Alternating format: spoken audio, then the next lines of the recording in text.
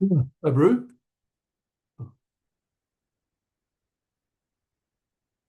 Hello there.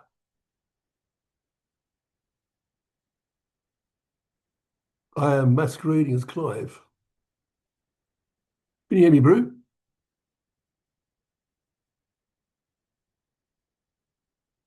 Hello? There you go. Hi. I can't hear you. You on mute? Or is it me?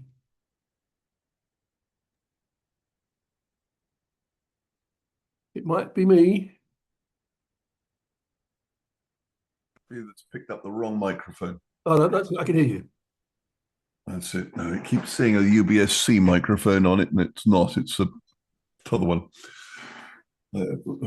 Teach it to do the right thing. So if I can, There's your Clive tonight. if I'm going to rename myself.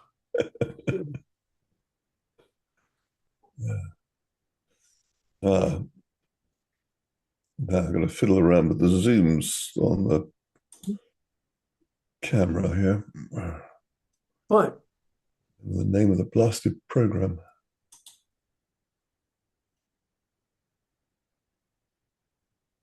Longitudes, that's what we need.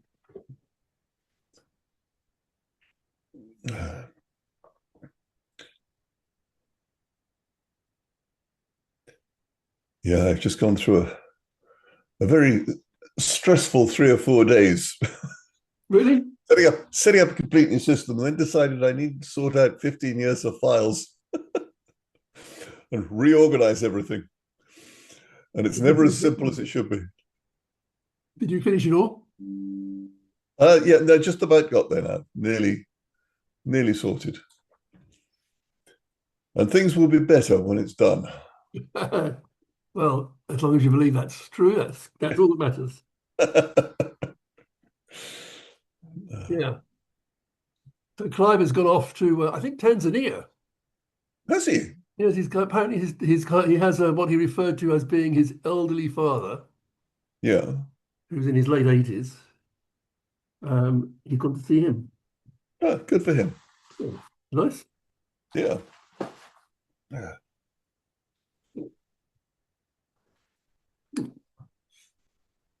Yeah. I don't know how many we're going to get tonight, but Well, let's see who else shows up.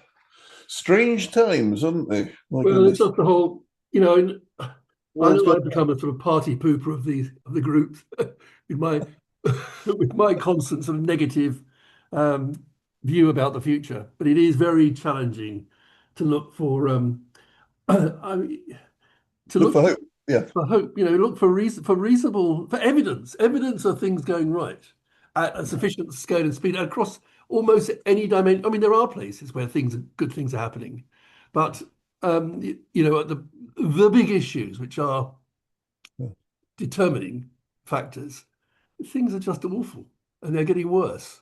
Yes. Yeah. I mean, if we could do it more crazily, we would. I mean, it's just. I have a 24-year-old son who's just come back from. Well, he's been back a couple of months now. He had been out sailing on a super yacht. He flew out to Tahiti and had sailed from there to New Zealand and done interesting things. And he's now come back for a bit. He's going to go to Croatia in May and skip the yachts there for a bit.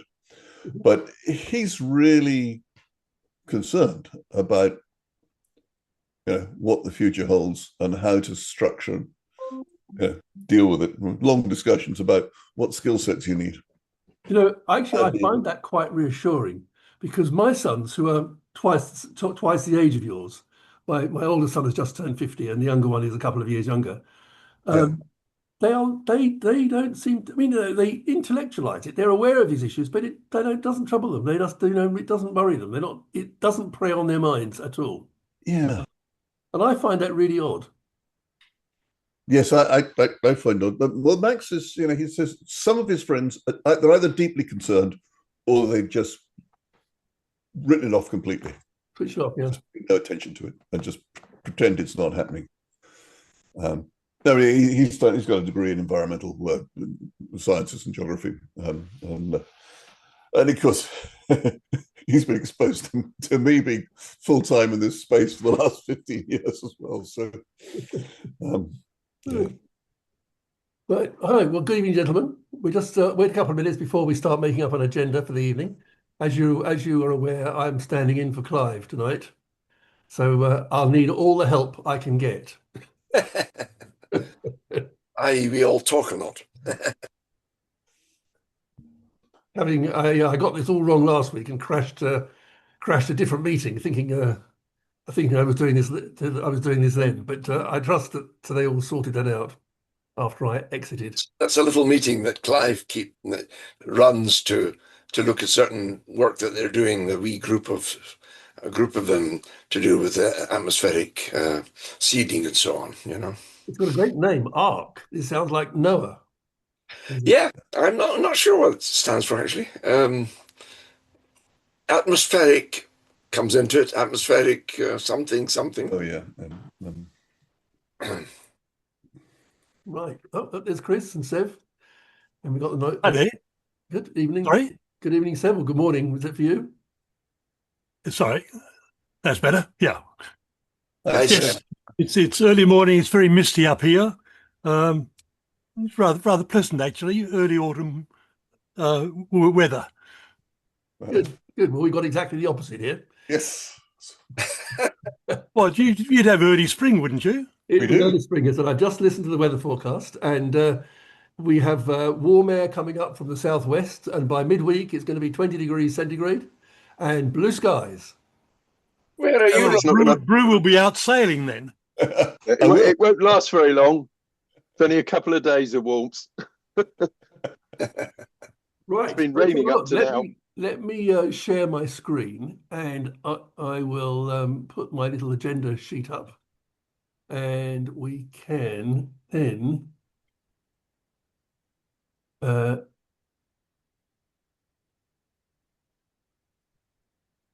hopefully you'll be able to see that in a moment. Can you see that yet? Yep, we can see it. Yes. Right. So I'll follow Clive's lead. It's all down to you guys. Come up with your suggestions, what you'd like to talk about this evening. Well, if no one's got a better idea. I've been on holiday for a couple of weeks, so I'm a bit out of touch. Well, now's the opportunity to jump back in, Chris. Yeah. The only trouble is I've got a better emails and stuff to go through. Could I suggest that we make a suggestion about what will happen to various sectors of the economy should the global reinsurance market collapse, as I expect it will fairly soon? What will it have effect on shipping, on agriculture, on property values, business loans, that sort of thing? Would that be a big political one for us? That's a big subject. Yep. Right. We have to do it sector by sector. I think the whole thing is too large. Well, that would fill up more than an hour and a half. But that's it would indeed. So we might just end up with doing one or two sectors max. But put this down below if we've got any other better suggestions about what we ought to talk about. I was writing something really in French, and I haven't changed the language back, so I've got a French spell check working. Right. Okay. I don't know if. Sorry.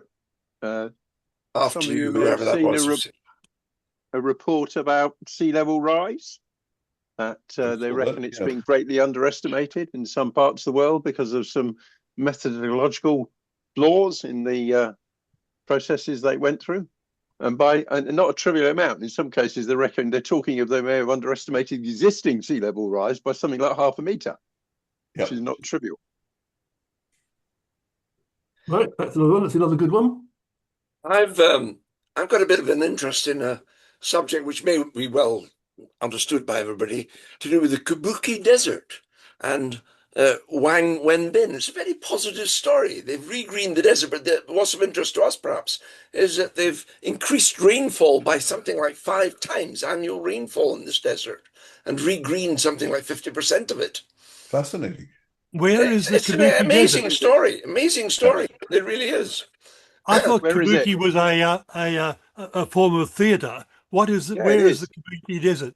The Kubuqi Desert is a 20,000 square kilometer piece of land. About I gather that's about the size of Kuwait or something like that, and it's completely desert. And And where is it in China, in we're China? talking about China. We're talking about 800 kilometers west of I've obviously west spelt Kabuki of wrong. Beijing. Yeah, Inner Mongolia. Yeah, near Mongolia. That's right. How do you spell Kabuki? Kubuqi, no U. Ah, yeah. Kubuki with a K is a Japanese art form, I thought. And then it's QI at the end. Like so? Yeah, but there's a U in between. Kubuqi. Mind you, I don't know to what extent that's just an anglicization of the Chinese. Right. Okay. But they're creating clouds. So I thought that was a subject that would be of interest to us. Yes. Is this a natural event or has this been man-made? Oh, it's a man-made effort on a massive scale. Oh, right. One man really at the heart of it, looking for profit, and he found a way of doing it. I know a little bit about it now. I'll put a link in the chat at some point as well. I just thought it was relevant, even though we mostly talk about, well, we talk about all sorts of things, don't we? Let me add quantum biology to the back end of that then. Quantum biology. Wow. Quantum biology. Yeah. Serious. It It may is, start yeah. unlocking how all these work. Just looking at it on my Google Maps. It's just south of the border with Mongolia, Yeah. and more or less due west of And Beijing. it's had something like 50 sandstorms which blow into Beijing every year. Now it's down to one. Right. Well, there's a hotel there. The Kubuqi Desert Hotel. And 100,000 people have now got work that they didn't have before. Farmers that. That's interesting. We should have Rob DeLate talking on this. Yeah. Have we got anything else? Item number 4? Yeah, I was going to say quantum biology. Oh, quantum biology. Sorry. What is that? This doesn't just mean biology on a very, very small scale, does it, by any chance? It means the quantum activity within biology, which is just opening up part of the science. Yeah. Okay. Are we straying off the climate agenda here at all, or is this? Not at all. No, it's absolutely mission critical to how natural systems regulate the overall global temperature. Right, well, we'll hear more about that shortly. So let's put my suggestion at the end because mine's too large.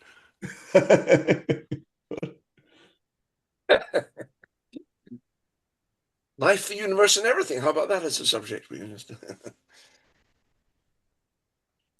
Yeah. Right. Any other offers, or should we stick with those? Because some item 4 could take a long time. Feels like a lot. Yeah.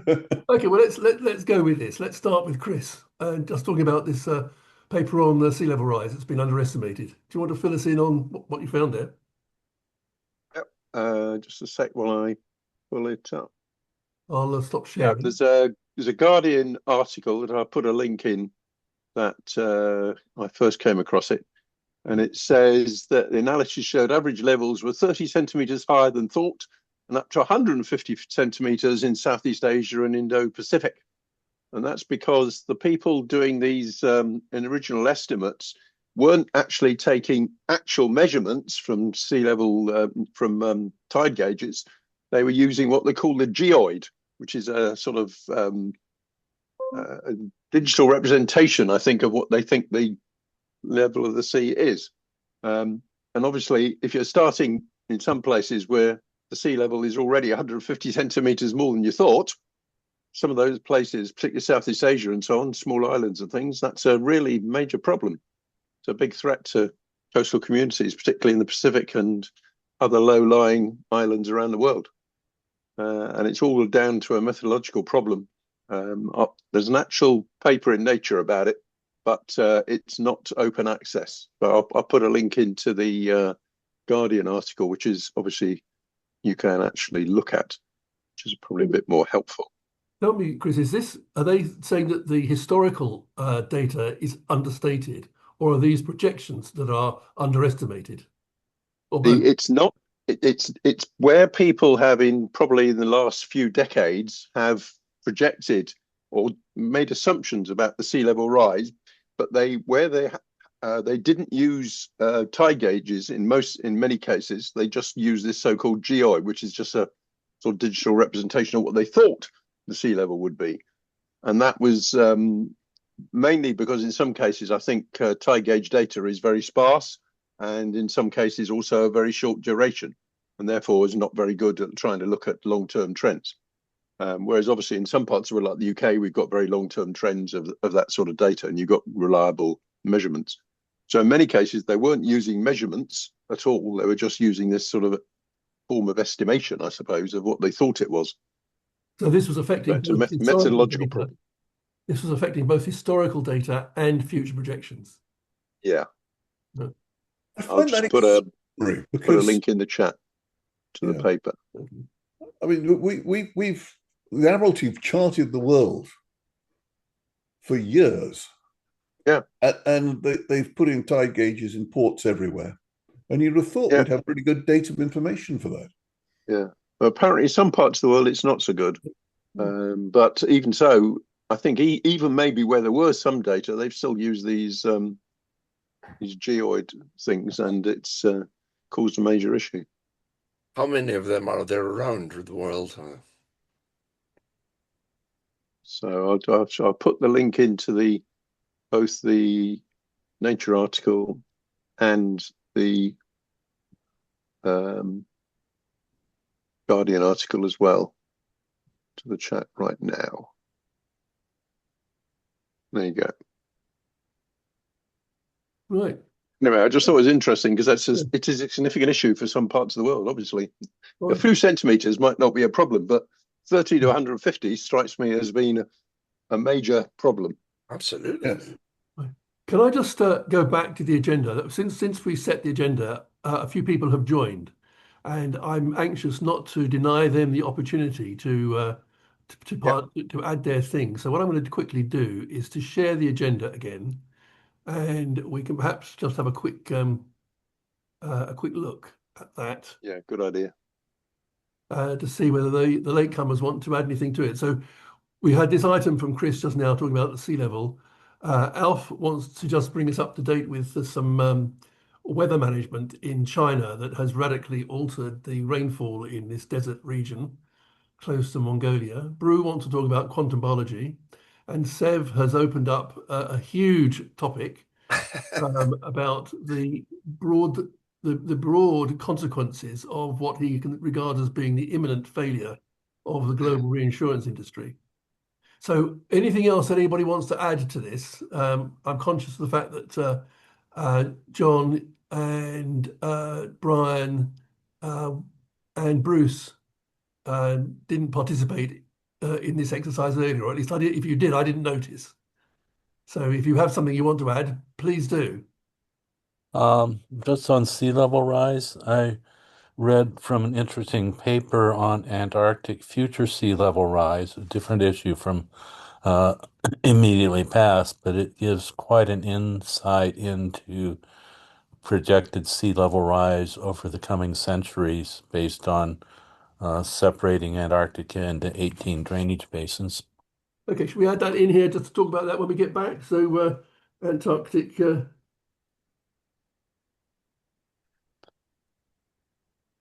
Yep. Right. Anything else? Brian? Bruce? No, you're quiet. All good. Looks like a good list, Rob. Just listening. Yeah. Okay, fine. That's it. Do we go with this? Very good. Right. Okay.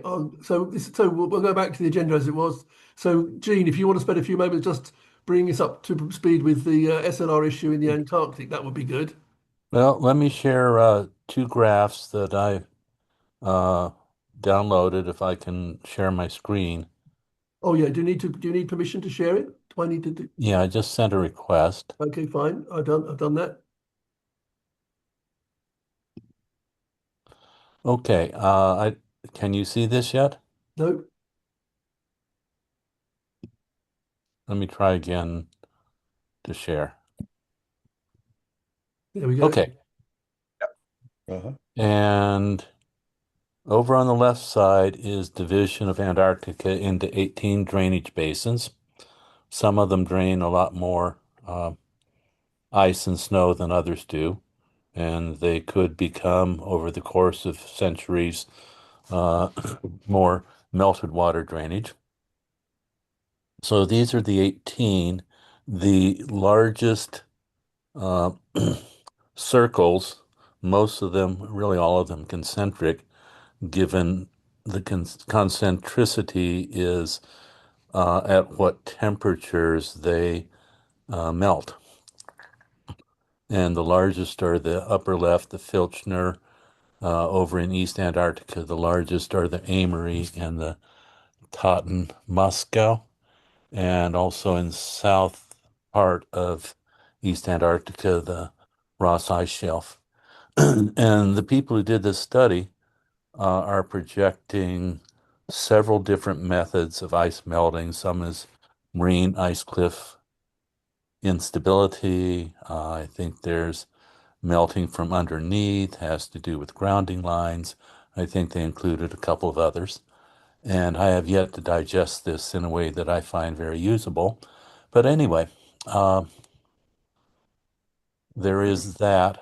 There's a second one, which I've not yet copied. I may go back in and do it, but let me put out the other one. This is a set of graphs for the 18 drainage basins, each with its own vertical axes. A couple of them go a little above 6 meters of sea level rise on the top row, the Amory and the Totten Moscow. And you get 12 meters of sea level rise eventually from the Filchner. Just eyeballing this, it appears that most of the Antarctic ice melt happens at roughly 8 degrees Celsius, and I take this to be average planetary warming. Anyway, I think there's a lot in here that could be used to forecast total Antarctic ice melt over a range of temperatures.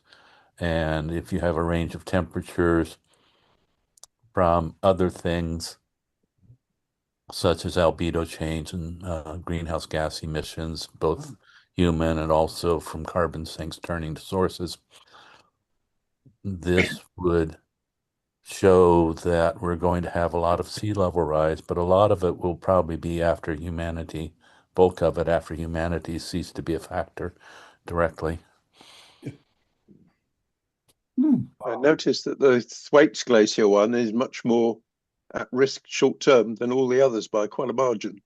It only takes a degree or two, well, less than two actually, somewhere just above one. About a meter over the course of roughly now. I think we're still in the early stages of that.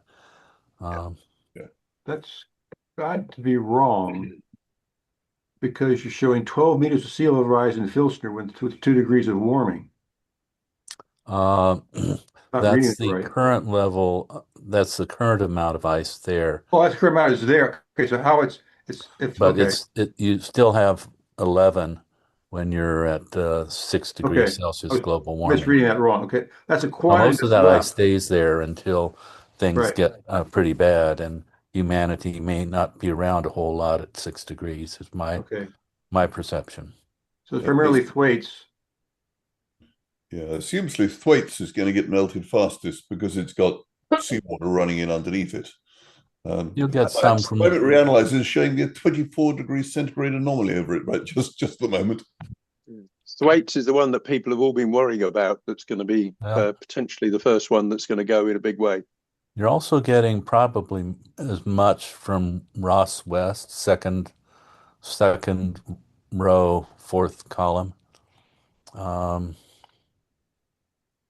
And somewhat a bit from the Ron ice shelf, or the Ron thing there. But This doesn't say, most of the ice, according to this, is going to stay there for quite some time. yeah, but this doesn't say how fast it's going to melt. It say how, it says 2 degrees, that's how much Thwaites is going to melt, but will it take 100 years to get there or 50 years to get there? Well, how long does it take to get from 1 degree to 2 degree? No, but just because it's 2 degrees, that means is that committed or is that actually happening? I would assume that means actually happening. Because it doesn't actually have to melt, it just has to slide off the land. Yeah, so we're going to get a lot of sea level rise if we do not go big time for albedo modification to make Earth brighter again. And we're also unsuccessful in removing most of the carbon from the air. If all we do is, as you know, is if all we do is stop putting carbon in the air, then this will be the future of the remnants of humanity. So that's interesting. It's a different thing from short-term sea level rise, which um, I think the other speaker was talking about, underestimating by 30 centimeters, which is just about exactly a foot in American units.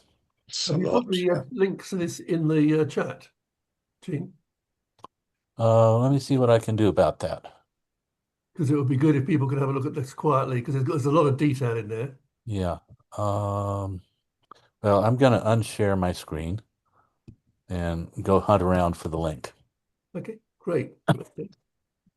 Fine. Shall we move? Anybody want to make any further comments on that, or we should move on to the next topic, which is the Kubuqi. I had a comment actually on that topic. Could I ask that?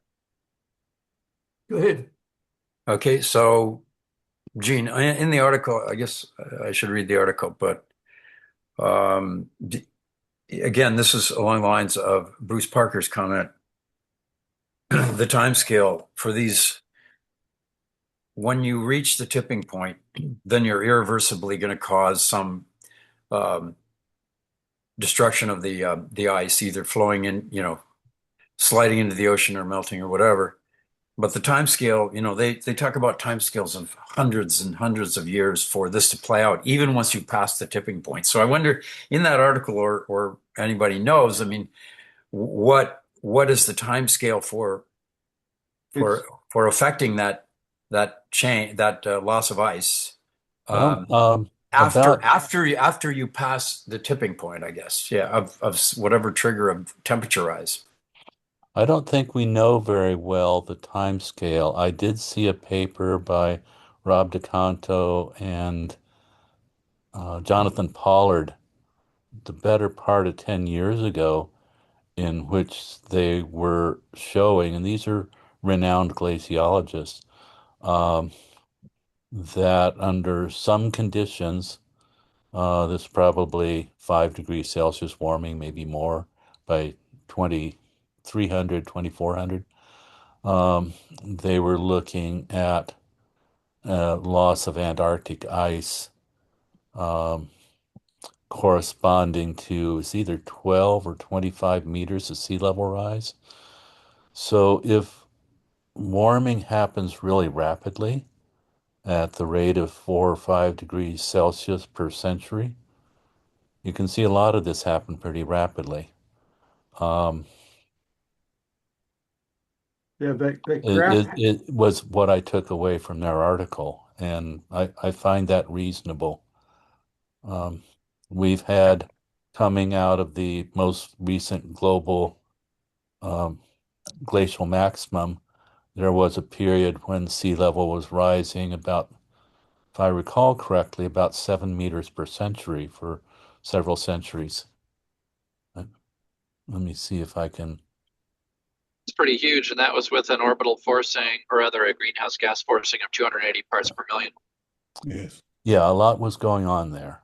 Not as much as there is now. It's the point.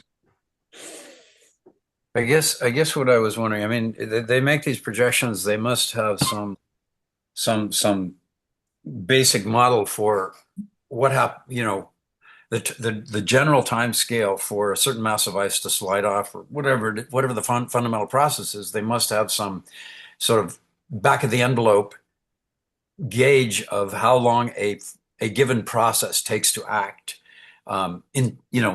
without knowing exactly, but within an order, factor of 2 or pi or something. So that was what I was looking for, because for many years now I've heard people talk about the tipping points or glaciers lost or ice lost from Antarctica, and some of the glaciologists are very sanguine about it, because they say, yeah, we've already passed it, but it's going to take 10 to the 40th year, so don't worry about it. So that's the kind of time scale that, I mean, eventually, if we survive, we'll have technologies that are so miraculous that we'll just fucking build new glaciers. But if we wait around long enough, we'll technology is growing exponentially too. But I'm just trying to get. I'm just interested in the kind of general timescale for how fast it reacts to crossing a tipping point. And I understand we know neither when we'll cross these tipping points, nor exactly how long it will take after to carry it out. But presumably they have they have some way of estimating roughly without knowing the details, because they can't model it exactly, obviously. But anyway, that's the I'd be interested in. Anyway, I found the graph for the last 12,000 years of sea level rise, and I'd like to share that with you if I can. Most of you have probably seen this, and what you have, I don't know if you can see my cursor, probably so, from period here when sea level rise is maybe minus 62 or so, up to here where it's -4. So that's about 60 meters of sea level rise in, that's 18, 16, 14, about 13,000 to about 2, 4, 6, 8, 8,000 years ago. So you got 5,000 years when sea level is rising 60 meters. That's 12 meters per 1,000 years. It's not that much. Maybe it's 1.2. I think the temperature change we're going through may be faster than that. Let me just check something also. See if I can find that graph from DeCanto and Pollard. Okay. Yeah, these are a pair of graphs from DeCanto and Pollard.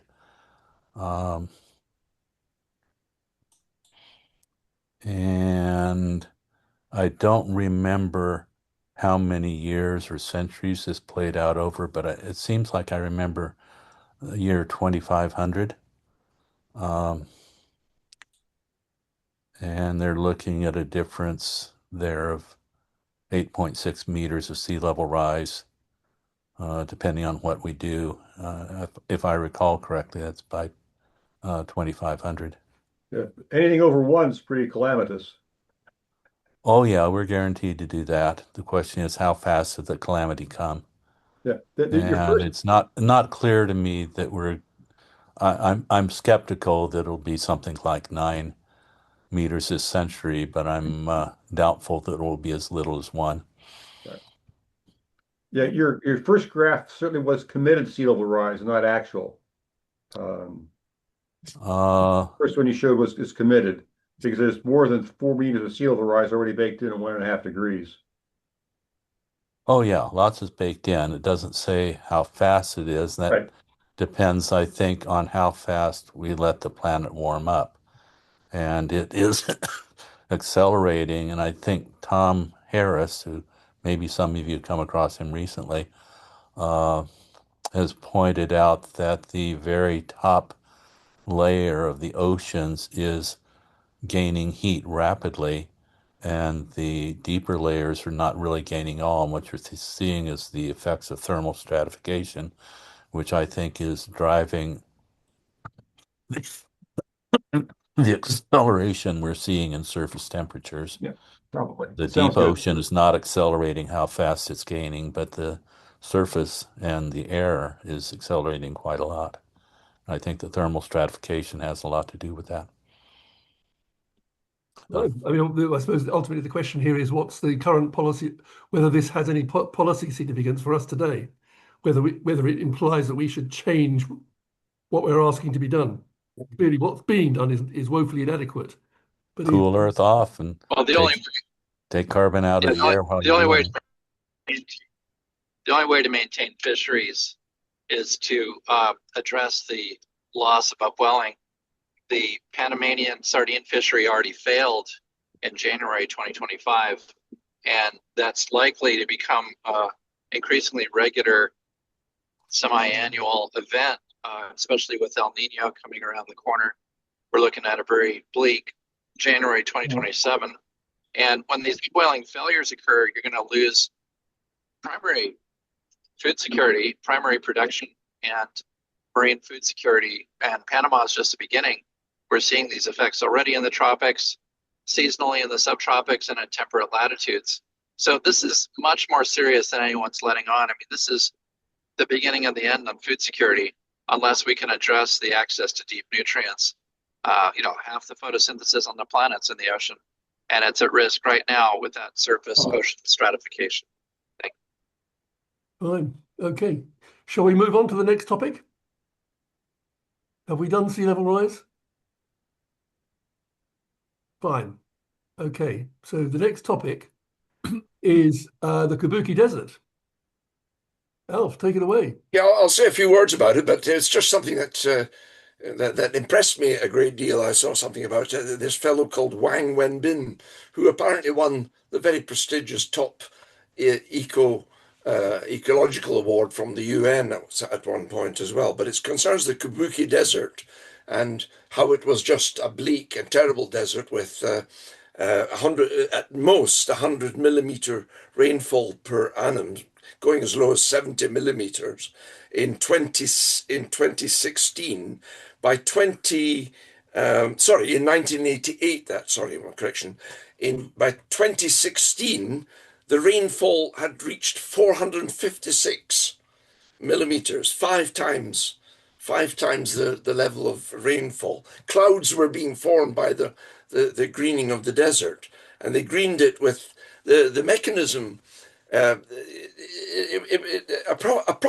businessman looking for profit and ways of helping the farmers make profit was looking at what could bind the sand or that kind of thing, and they ended up with licorice root, which is an important product in China for all kinds of medicinal reasons, etc. And it fixes nitrogen and it creates a kind of crust. So they started planting licorice trees. Is it trees? Or I think it's trees. And after a while, they speeded that up by shooting water down a wee hole and then quickly putting the little plant in before the desert would come around it, and let it grow, and that speeded it up 10 times or more, or 100 times. And then they ended up using drones with some further speeded up process of planting the licorice. But gradually, licorice farms grew up, then other kinds of, and the land, and the greening came, and with it came the planting of all kinds of other crops, and ultimately they brought in solar panels and all the rest, and created in effect a complete ecosystem. I'll leave a link to it because I'm just summarizing what the video says, really, but a very, very interesting story. And we could do with something very positive. This was an enormous area of land, about the size of Kuwait, that was turned green. 50% of the land from 3% becoming green within a decade or two. So an extraordinary story. And and yes, the most relevant thing for us, although it's a land-based thing, we've moved away from the water. It's a land-based thing, but clouds were forming. Clouds are forming. I mean, the plants are evapotranspiring and etc. And you're actually getting clouds, and you're getting increased rain. And I think they estimated that something like let me see if I can get it, 14.5 million tons of carbon were coming out of the atmosphere as well. We're talking about that. So, yes, a remarkable story. The man himself he got the so-called Champions of the Earth prize from the United Nations, and he's known locally as the Sun, S-U-N, of the desert. That's the story. Evidence there, Alf, of where that water came from? Did it deprive other communities of their water? Or was it from... No, it was bleak desert, but presumably that's a good question. Of course, there is, as we know, a lot of water in the atmosphere. And these licorice roots were managing to create soil from whatever water they managed to get. They got the nitrogen anyway. They were fixing the nitrogen. That was how they started it off. They looked for an ideal crop that could cope with the extreme climate. Some licorice. Pingmin. From Denmark. Licorice. Right. Funny enough, I had an email today from one of my colleagues saying they're now looking for people to be proposed as a new champion of the Earth. The UNEP, I think it's running it. Yes. And it's due to be closing date sometime towards the end of April, I think. So, all right. If you know a good champion of the Earth, you can make a suggestion. Donald Trump, of course. Yes, sir. His view is right. Any other questions of Alf in regard to the Kubuqi? I just thought a positive story, that was it. I'll put the link into the video. You can see it all there. I thought it is somewhat amazing. There are a lot of positive stories around, to be honest. I was reading about a huge river that's been cleared in the Punjab and giving livelihoods to people left, right, and centre, and so on. I know we've got massive problems that to do with the climate in the atmosphere directly, but build agriculture, obviously, and the way we handle our soil also impacts dramatically our climate. Mm-hmm. Sounds like people have things under control. I'm much relieved. Yeah. Well, would that it were so. Bru, talk to us about quantum biology. Okay, a really interesting one. This is getting deep down into the micro level, but quantum physics, we now understand that quantum events could take place across time and distance, and it travels outside the norms of what we understand. They're finding linkages through to information and information transfer. In medicine, they're getting deep into it because they're finding that all sorts of things are happening within the cell at a much more detailed level than we've ever known before. I'm reading here that it has impacts in the efficiency of photosynthesis. Going a little deeper into it, I had an interesting conversation with Professor Tim Palmer, who's one of the lead people in quantum physics, who I met in Geneva. And I was asking him about the potential impact of quantum physics, quantum biology on living things, and how you could have quantum connection between different organisms across distance. So this starts to be the potential of a mechanism by which Gaia theory could really be running. You start to think of a fungal spore may be interconnected with a krill in the South Atlantic, right across the board. So it's a fascinating area, and I just sort of highlight as one to look out for, because it might suddenly unlock a whole load of these things that we don't really understand. And just going back to the desert situation, the regreening there, and of course, John D. Liu has been doing a huge number of projects. We're recognizing how planting changes the microclimate. But if you go back and you look at writings that are 2,000, 3,000 years old, Carthagena and North Africa and Egypt, there are people there who wrote about what a bad idea it was to cut down the forests because it's now stopped raining. So these impacts are all there. And if you talk to Rob Delat, and he and Peter Bunyard are saying, well, we only need to regrow so much forest in order to cool the planet. But actually, of course, we've lost a vast amount of the forest on the planet. And according to their figures, if you put all that forest back, it would be super cooled. The fact is that natural things have these controlling mechanisms and they have huge overcapacity. So that there has to be a mechanism within that as to how that all interconnects. So I think it's worth looking for, is my is there a center of excellence on this? Is there somebody we should be looking out for, or? Well, I mean, I'm just Googling it and picking up stuff on the various areas, and there are people at sort of cutting edge who are looking at it across multiple disciplines. You mentioned a particular scientist that you talked to. Who was that again? Yeah, Professor Tim Palmer. He's based at Oxford. He didn't get a Nobel Prize. He got this sort of equivalent thing in that space as a top man in quantum physics, quantum computing. He was part of the team that was looking at Earth system modeling, and of course, he's a lead player in that. So there were a whole load of interesting discussions that were going on what we should be looking into, what we don't know, and what we think should exist or must exist, and what mechanisms actually make those things function.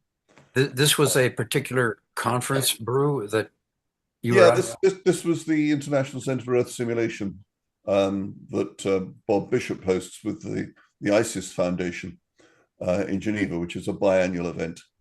I'm going to the next one at the end of September, early October.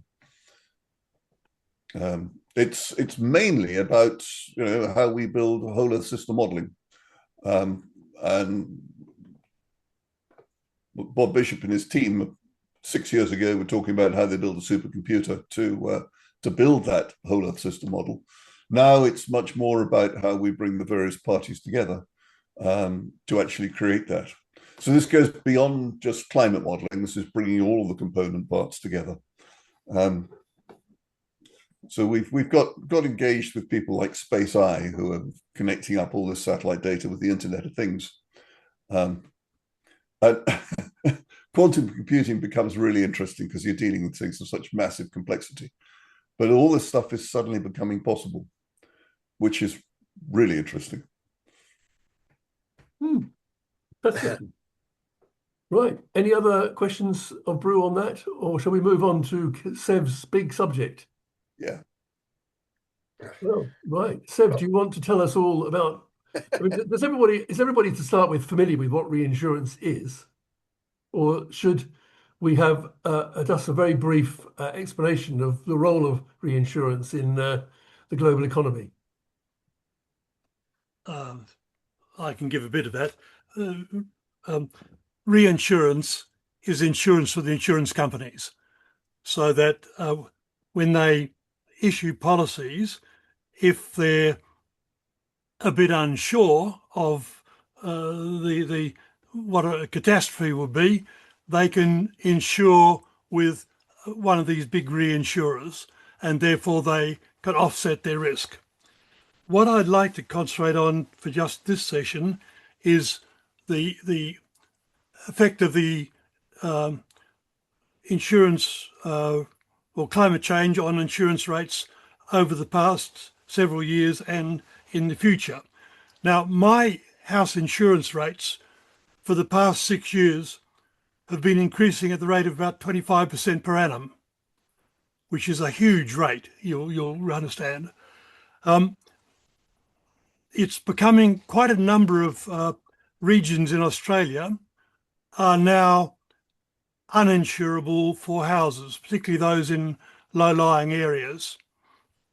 And if that continues as it's going to, it means to say that people are going off insurance, those which can, but those which can't are those which have mortgages, because to have a house insurance mortgage, you need to have insurance, and if you can't afford insurance, you're going to be evicted because you are not meeting the terms of your mortgage. And if you're evicted, then of course you've got homelessness and crime and all kinds of problems, including council rates. So if you're in an area like Chinchilla up in Queensland at the moment, which has had 3 floods in the past 6 years, massive floods, 25-metre high river increases, it means to say you're basically not insurable. And therefore, the council of Chinchilla rates are going to go down massively because half the population can't afford to live there anymore, can't afford council rates. And therefore the whole region basically collapses, because if a council can't pay rates, it can't fix up roads, it can't pick up rubbish, whatever. So it'll mean to say that low-lying areas or areas subject to one or other of the various climate effects which we're going to see become non-viable. And of course, some of our big cities are going to fall into that area too. So what's going to happen is that property values around a very substantial amount of human property is going to collapse, and therefore those in resilience places or with resilient structures the price of those will go up, but the other prices will go down savagely.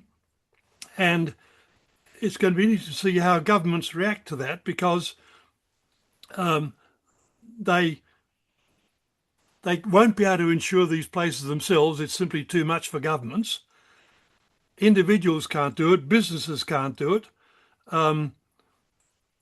And therefore we are looking at a financial collapse, which is going to occur long before we have major ecological collapse.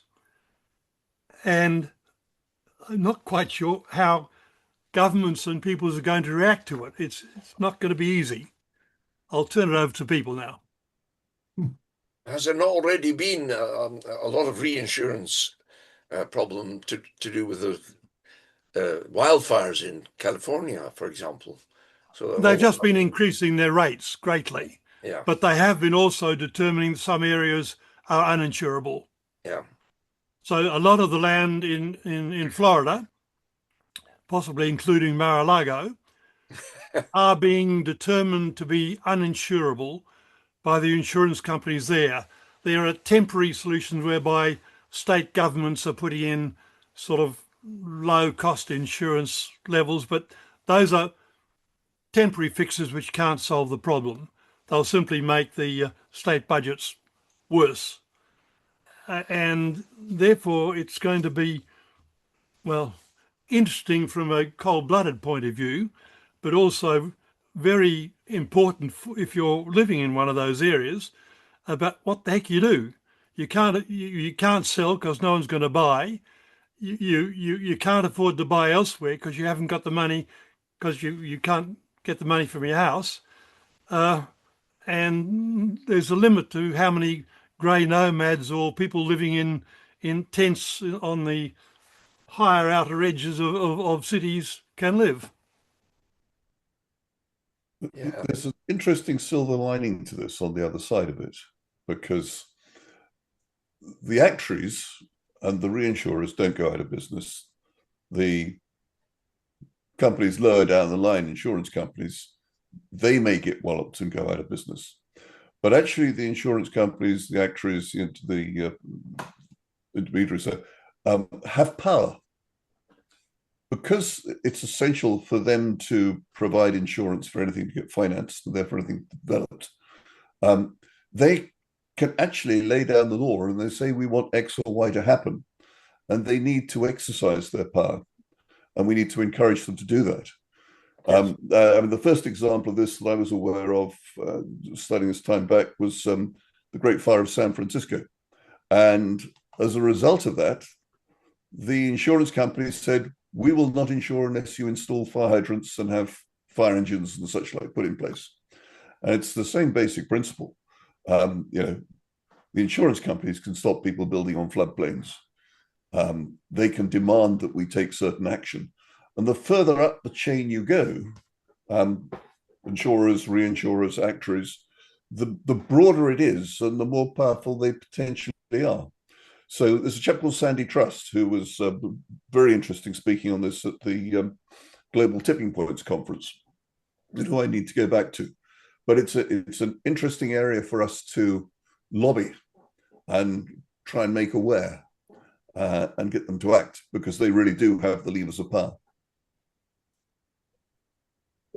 I started with a fellow who owns a large insurance company, and I've asked him the question: is he concerned about increasing in claims? And he's not concerned at all. He's quite cynical, actually. He says, "Oh, look, we'll just put up our premiums. We'll just charge more, or we'll make these areas uninsurable. We won't insure people." So that's their strategy. So he doesn't have a green bone in his body. So that's their attitude. This is why we can't get to them. I mean, I think you're right about they have the power, but will they actually use it? That's the question. I think there's an interesting dynamic here, and it is that I mean, the San Francisco example is a good one because it illustrates the way in which the insurance industry could intervene at a local level. I mean, it's a big local level, but it's local. But the problem with the climate change thing is it's not local. It's everywhere all at once. And the problem is that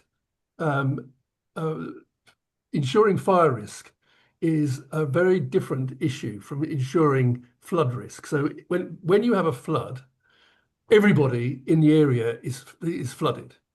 When you have a fire, it's usually just one building that goes up. And because insurance is in essence a risk sharing arrangement, it's a risk pooling arrangement, it works when the number of people who are victimized by a peril is very, very small in relation to the number of people that are vulnerable to the peril but don't get afflicted. But of course, in a climate change scenario, what you have is a very high proportion of those that are vulnerable to the peril are actually going to get afflicted by it if it arises. And of course, at that point, the whole concept of insurance collapses, because there's no way that you could charge. I mean, effectively, you would have to charge the reemplacement cost of the asset as the annual premium, because that's the risk that you're running.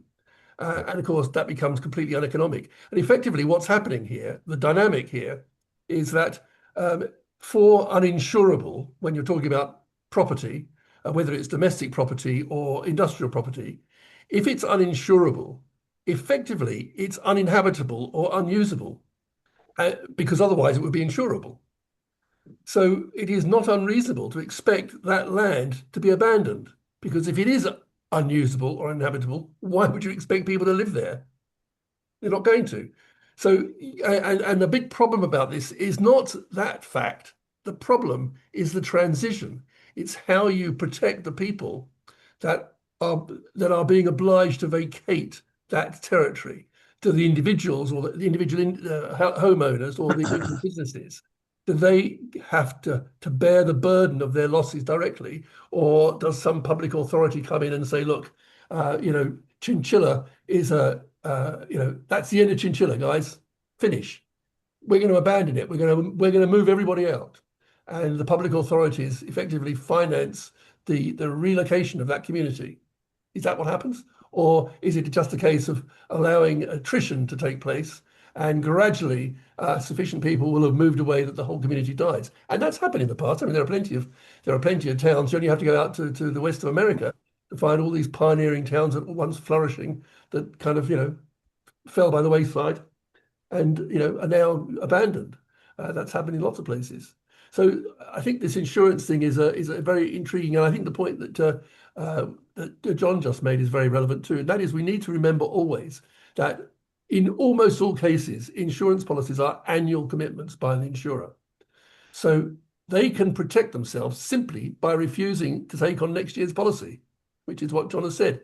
So the extent of their risk is always time limited, actually to a very short time. And when they decide that it's all getting a bit too hot and horrible, they just back off. Even if they have to close their businesses down and distribute their capital, that is still a preferable option than it is to continuing to write additional risks that they know there's a very high likelihood they're going to lose money on.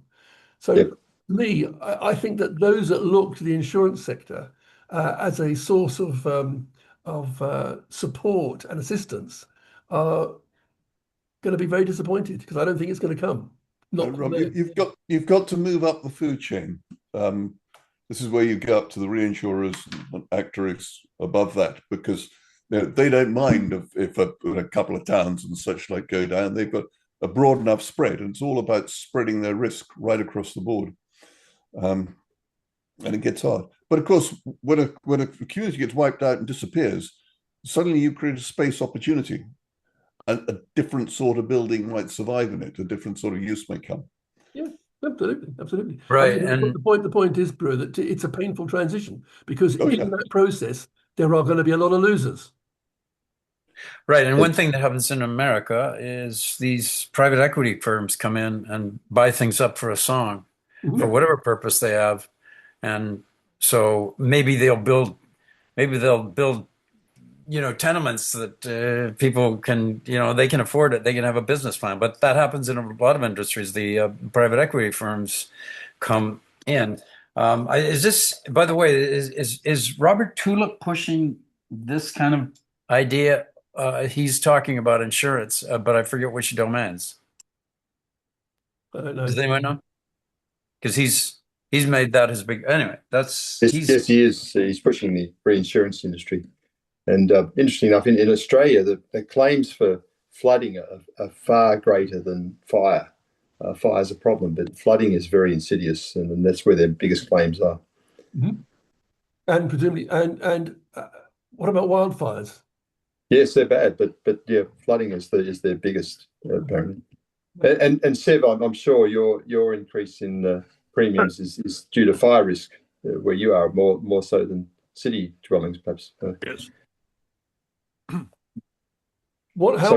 Jane's wanting to... From a very personal point of view, how high would your insurance premiums have to get before you decided to move? Why don't you do it now? If the writing is on the wall, why don't you get the hell out sooner rather than later? Well, limit two things. First of all, I got out of my house insurance 2 years ago, except for contents insurance. Now my house is on the market, but I'm going to be moving fairly locally to a better area. But also, I designed my house after losing the first one in the 1983 bushfires. My house is resilient. My house will not burn down in a bushfire, and it can't be flooded out. It can burn out from the inside out if I leave a cigarette on a couch or something like that. But that's how I'm managing. It's rather large for me at the moment. It's got 7 bedrooms. It's a great house. Right. Chris has got his hand up, and so right, yes, Greg, you taking it. Are you asking my contribution, my question? Yes, yeah. Yeah, sorry. Well, in terms of the power wielded by the insurance or reinsurance or whatever company it goes up to, there is a limit on timescale. So, I mean, this favors immediate action cooling, because you can say, we want you to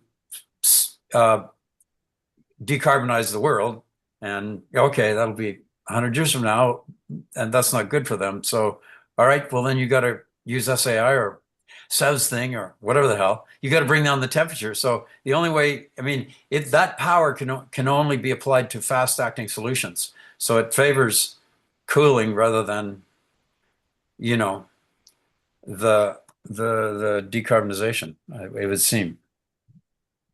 Thank you. Dennis Garrity, Rob Tulett, and myself have been trying to get onto the insurance companies and reinsurance companies to do this for the past 18 months, with unfortunately very little success.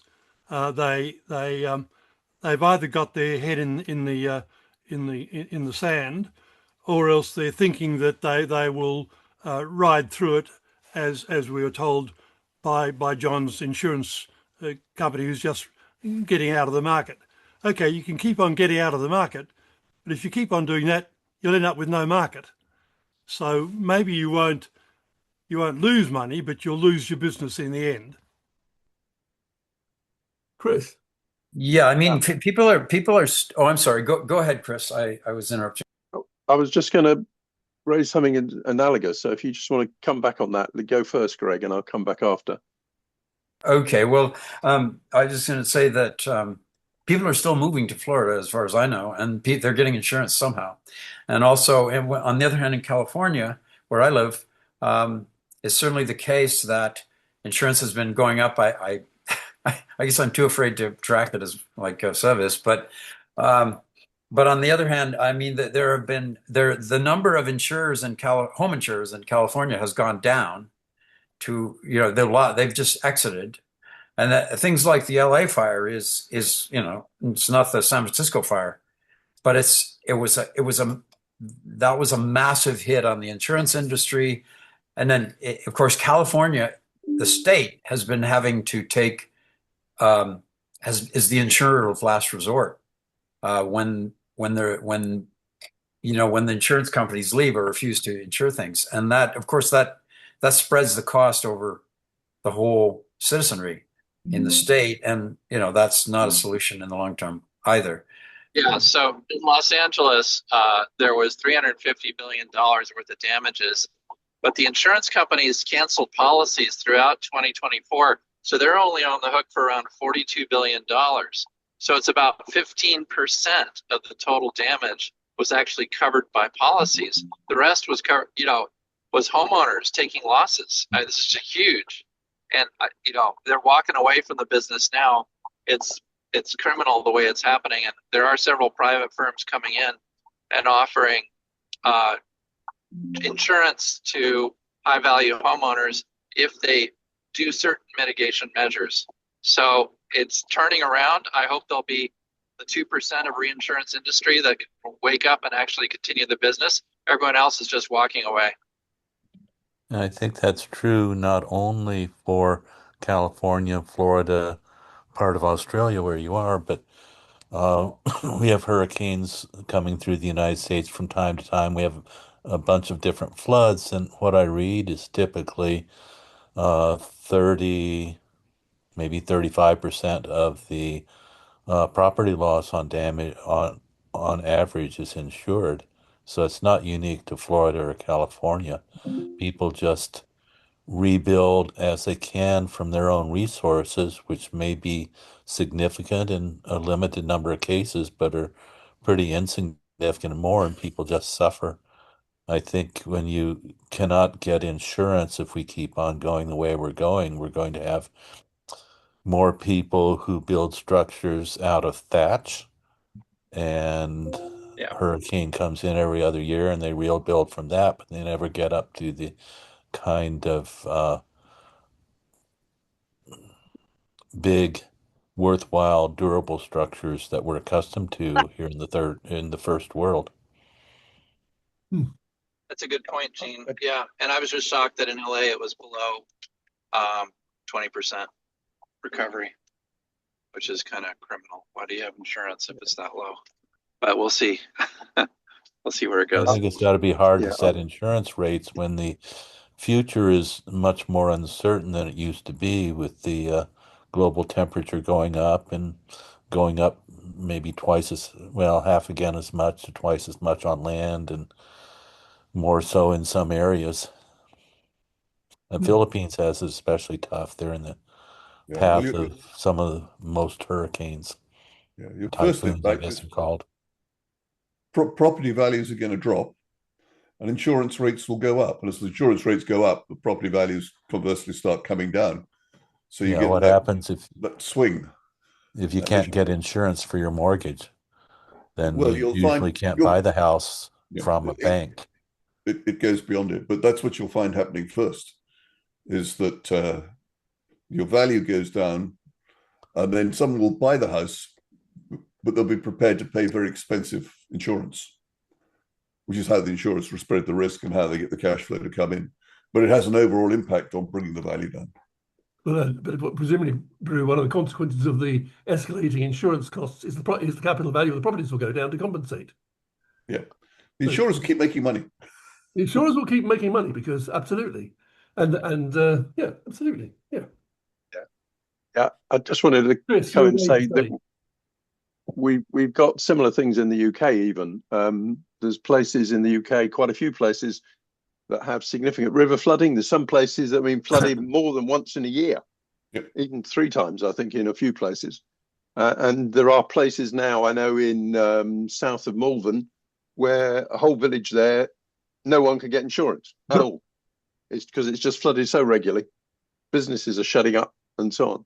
The other thing I just wanted to mention was, by analogy, it's not quite the same, but there's an issue with coastal erosion on the East Anglian coast, which is a soft coast. And I just came across today is a new study funded by government to try and look at novel things to do about it, including moving a cemetery inland, which must be quite a task, and potentially rolling back whole villages. Although in some places, that's a limited possibility, because some parts of East Anglian coast, you've only got a short bit of high land before you're into the Norfolk Broads. And so once that happens, you've got nothing to stop the sea coming into massive areas of low-lying wetlands. It would be a disaster for the Norfolk Broads. But coastal erosion is another issue where basically you can't get insurance on those sort of areas. People don't get any compensation. And this study's the government's funding, I think there's about £30 million or something that they're spreading around coastal authorities on the East Anglian coast and the Yorkshire coast to try and see if there are other potential solutions, besides things like rollback and potentially compensation to get people to move earlier on. And really, they're just looking for trying to find some other way to deal with the problem, because at the moment, people just lose their homes full stop, and that's it. I think that, I mean, this story you just mentioned, Chris, there is one village, maybe the same one that you're talking about, where the local authority has just agreed to buy up. I think there are 13 dwellings along a riverside that they have decided it is not economic to secure the river from flooding. Its riverbanks cannot be made secure. So they have finally agreed to buy all these properties at their market value as if they were not subject to flood risk, and allow these residents, these homeowners, all to move. Now, these are great things to do, and very, very sensitive and considerate things for public authorities to do. Yeah, that's a different study. That place is in Wales, actually, Chris. Well, yeah, it's in Wales, Robert. Wherever. But the point is that same sort of thing. Yeah, are clearly not scalable. You can't do that everywhere. Once the problem arises, these people are benefiting by being amongst the first, but there's a limit, and climate change is testing that limit very, very aggressively, and it will be handled differently in different places. But ultimately, if territory becomes uninhabitable and is therefore uninsurable, people will have to move away. Period. That's what. That's what unsustainable means. Unsustainable means that if you don't do something to sustain it, it collapses. Yeah. It's interesting if you look at the Environment Agency's flood risk maps, which show you, for given sea level rise, how much areas are at risk. And in some parts of the country, like East Anglia and some others, there's massive amounts of land that could go. And from an earlier study, it's worse than they thought. Those are out of date. Yeah, well... I think in our areas our tide age data is pretty good, but not everywhere. Well, I'm 110 meters above sea level where I am, so I'm not too concerned. Yeah, I'm about 45, so I'm not too concerned yet. As far as I'm concerned, the benefit of sea level rise is it will bring the seaside closer. Look at the bright side, yes. That's an I'm all right Jack approach, isn't it? Yeah, I'm sitting at 75 meters, so when it's all gone, I shall be beachfront. And your property value will go up, Robert. But Bru, will you become an island? Let's keep that yacht though, Bru. Right, we've still got 20 minutes, which we could carry on talking about stuff. We don't have to, if people have got better things to do. But have we exhausted this subject? Well, just on the issue of Seb's house, I mean, there should be incentives, lower premiums for designing a house that's more bushfire proof like that, and it doesn't seem to be recognised in insurance premiums, and it's a failure of design. And sure, there is a cost in building a lot of houses that are more resistant to fire, but you can do covered houses. Earth's a very good medium for insulation and fireproofing, and then they're far more sustainable, and yet the insurance companies don't seem to recognise that in their premiums. I heard that houses in LA some houses there had a feature, and I can't remember what it is. It's something to do with the roof spaces, and some houses caught fire very easily because of how they were constructed, and others didn't because of the structure and how they were built. And again, as you say, they probably haven't been taken account of in the insurance premiums. And of course, there are parts of the world where people build houses on stilts and floating houses that float up. And water cities are being built, I believe, as well. Well, the classic example of that is Venice. Yeah, well, that's drowning, isn't it? Well, it is. That's because they didn't, 800 years ago, they didn't think of building the stilts quite high enough for the current circumstances. That's right. There's a lack of foresight for you. The other place that's addressing that at the moment is in the Maldives. They're doing massive amounts of dredging of sand and building up some of their islands, raising the level of the islands. But I suspect that is still a relatively short-term solution because they're raising it by a matter of a few meters. So given a century or two, they'll still be having to raise it more. So I'm not sure that's a big solution. They couldn't do it for all their islands either, of course. It's just impossible. But by then we might have brought in some cooling, Well, who knows? There's a happy thought. There's a happy thought. Maybe we should end on that thought. Yeah. So are we? Okay. Bye. Are we happy to end there, or does anybody want to AOB any other business? No, that's fine by me. I could just mention a project. Changing the group. Oh no, it's nice to have a conversation. We've done well. Okay, great. Well, look, I'll say farewell. I'll switch off and have a great week or great fortnight, and we'll see you in a couple of weeks' time. Take care. Thanks, Many Jen. thanks. Thank you very much. Good night. Bye, everybody. Bye.